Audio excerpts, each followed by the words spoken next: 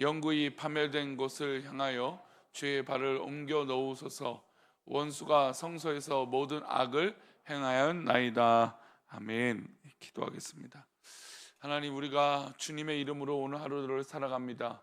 어떤 상황이 있을지라도 우리의 믿음이 흔들리지 않게 하시고, 어떤 위기가 올지라도 오직 주님만 바라보며 믿음으로 서는 우리 귀한 믿음의 백성들에게 도와주옵소서. 선하고 복된 오늘 하루가 그렇게 가치 있는 믿음의 삶이 되도록 우리 귀한 믿음의 성도들을 붙들어 주옵소서. 이 시간 1,000번째로 드려진 예물과 감사하여 드려진 예물을 기뻐 받아 주옵시고, 주님, 우리의 귀한 믿음이 좋은 군사로서 믿음의 백성으로 서게 하여 주옵소서. 그렇게 지켜주실 것을 믿사오며 거룩하신 예수 그리스도 이름으로 기도 올리옵나이다. 아멘.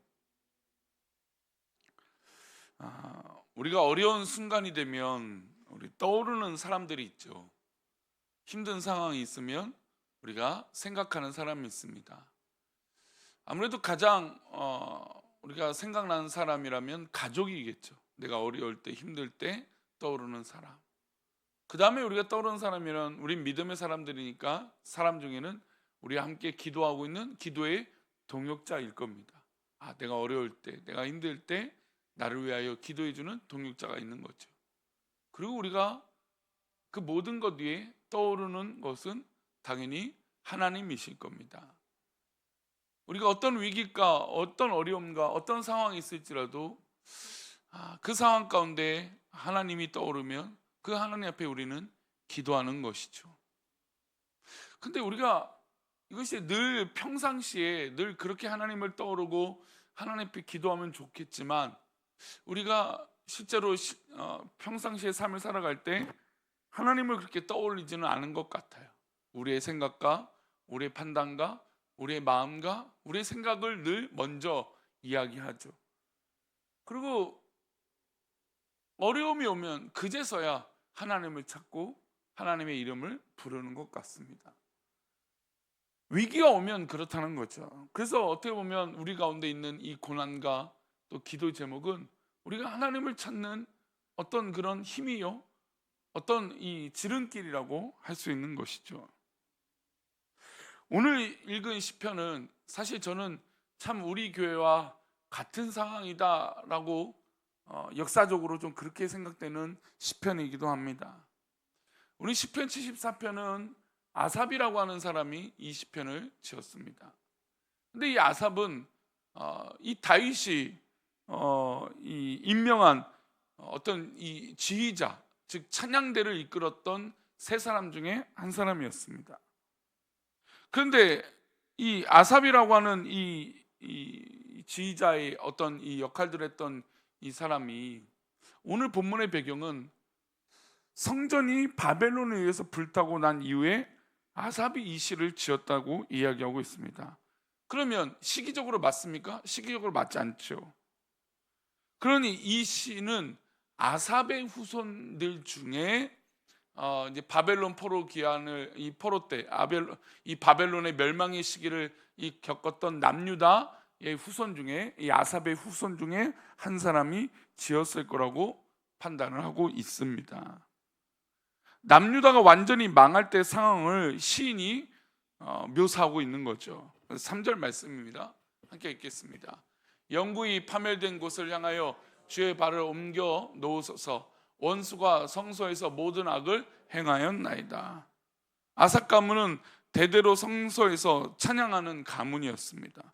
아삽은 다윗과 어떤 이 다윗의 이 지휘자 역할을 했고, 또 그 가운데 쓰임 받는 이 찬양을 잘했던 사람입니다.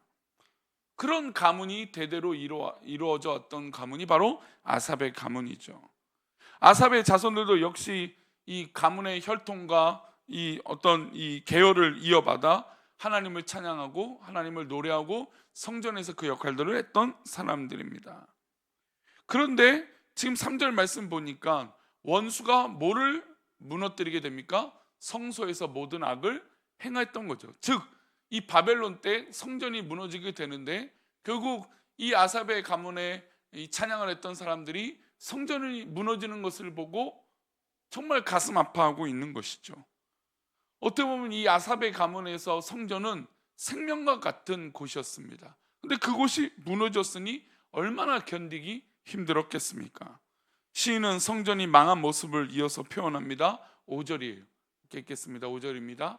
그들은 마치 도끼를 들어 살림을 베는 사람 같으니라. 그러니까 성전을 무너뜨리는데 도끼를 들어서 나무를 베는 것처럼 성전을 그렇게 무너뜨렸다라는 것이죠. 바벨론 느부갓네살 왕이 보낸 군인들은 그렇게 성전을 무참히 부서뜨렸습니다. 도끼를 들어 나무를 베는 것처럼 무자비하게 성전을 무너뜨렸죠. 이들이 성전의 가치를 알았겠습니까?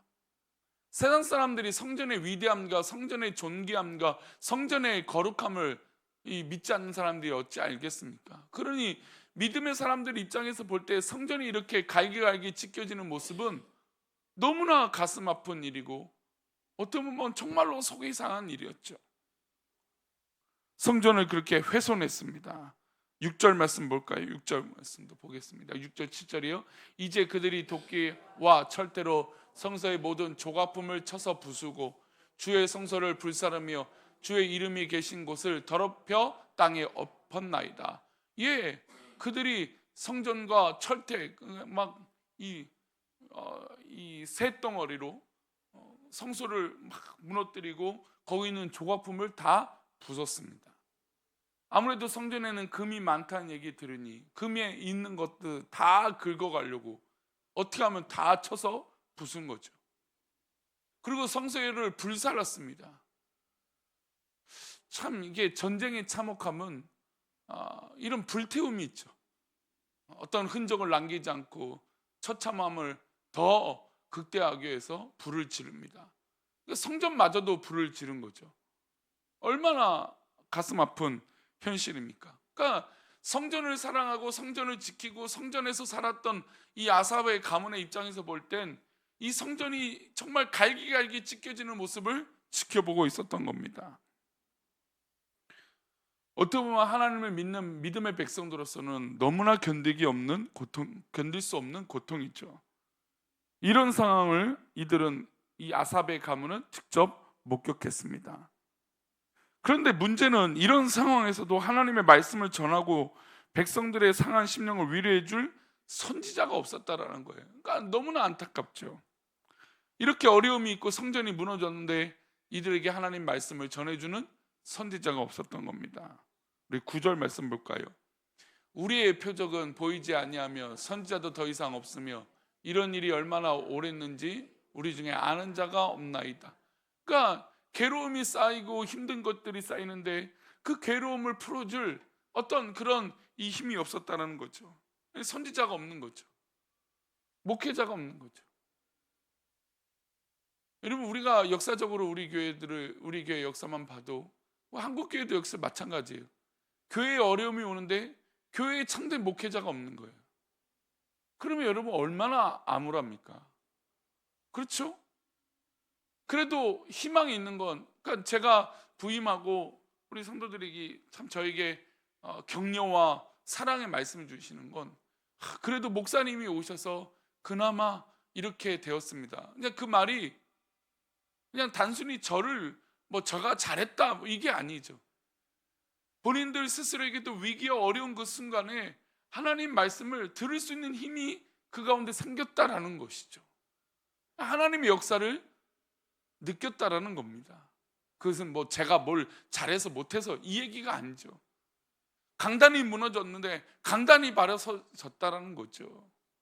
교회가 무너졌는데 교회가 서 나가고 있다라는 거죠. 지금 이 시편 74편의 이 상황이 정말 우리 교회 역사와 비슷하지 않습니까? 한국 교회 역사와 비슷하지 않습니까? 이런 상황 가운데 더 고통스러운 건 뭘까요? 현실이죠. 근데 이 현실, 아무것도 의지할 수 없는 이 현실 가운데 결국 이 아삽의 가문이 의지할 분은 누굴까요?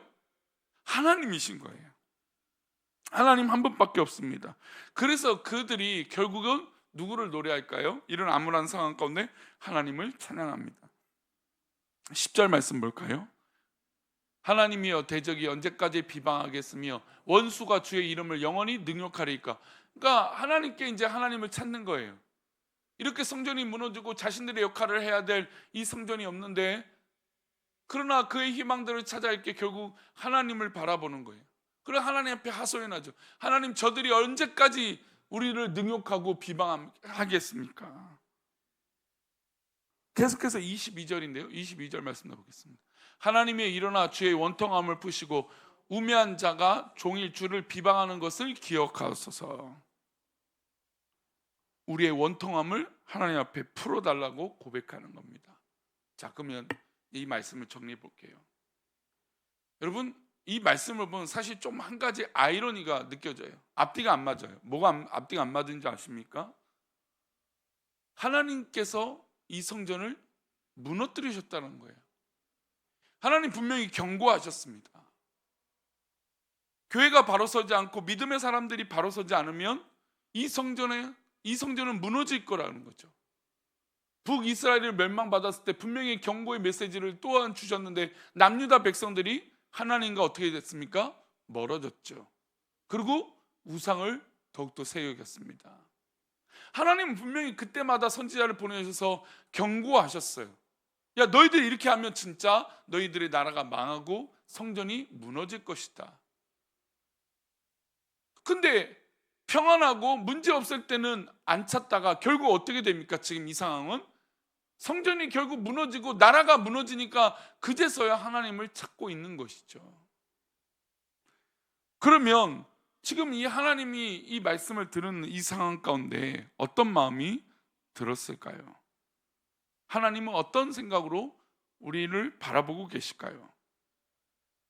성전이 불타고 나라가 망하고 믿음이 없던 줄로 알았던 이 신앙인들이 결국 성전이 무너지고 없어져 보니까 그제서야 하나님을 찾고 있는 것이죠. 하나님은 이런 믿음을 어떻게 보면 요구하고 계신 거예요. 그러니까 껍데기만 있은 성전은 굳이 필요하지 않다라는 거죠. 어려움이 왔을 때 그 껍데기가 없어졌을 때 비로소 내 본심을 찾을 수 있는 것이죠. 어려움이 왔다라는 건 결국 그 모든 껍데기가 없어졌다는 것이고, 가식적으로 상징적이었던 그 성전이 없어져서야 그제서야 하나님을 찾는다라는 거예요. 그러니 우리 교회의 역사를 돌아볼 때 큰 위기와 어려움이 있었지만 결국 하나님께서 우리 교회를 바로 세우는 것 아니겠습니까? 우리 성도들의 믿음을 그렇게 하나님 세우시는 것 아니겠습니까? 그리고 그 순간에 더욱더 알곡과 가라지가 구별되는 것 아닙니까? 더욱더 그 순간에 하나님을 찾는 믿음의 백성들, 그 순간에 더욱더 하나님을 찾고 하나님 앞에 기도하는 믿음의 백성들, 그 억울함과 속상함을 다 하나님 앞에 토로하고 하나님을 찾는 믿음의 백성들. 그러니 결국에 하나님은 성전을 무너뜨리려고 하시는 목적이 아니라 그 껍데기를 없앰으로 하나님을 찾는 사람들을 구별하고 계신다는 것이죠. 한국교회가 만약에 이 껍데기만 있는 신앙인이라면 우리는 이 껍데기를 과감히 벗어버려야 됩니다. 진정으로 하나님을 찾아야 되고, 이 성전의 의미는 바로 하나님을 찾는 곳이 되어져야 됩니다.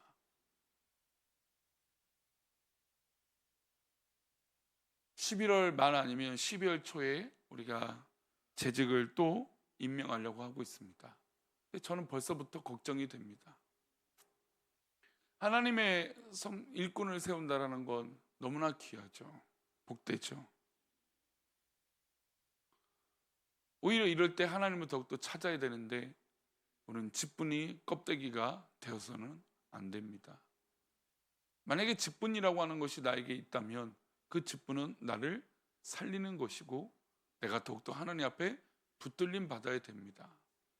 여러분, 우스갯소리로 천국에 가면 목사들이 제일 꼭대기에 있다고 얘기하지 않습니까? 중직자들이 저 끝에 있다라고 얘기하지 않습니까? 천국에 갔더니. 여러분, 이것은 그저 웃을 얘기가 아니죠. 더욱더 막중한 책임감이 느껴지는 것이에요. 부디 우리 믿음의 생활이 하나님을 멀어지게 하는 그런 오히려 역행하는 믿음이 아니라 더욱더 하나님을 찾는 믿음의 삶이 되기를 소망합니다.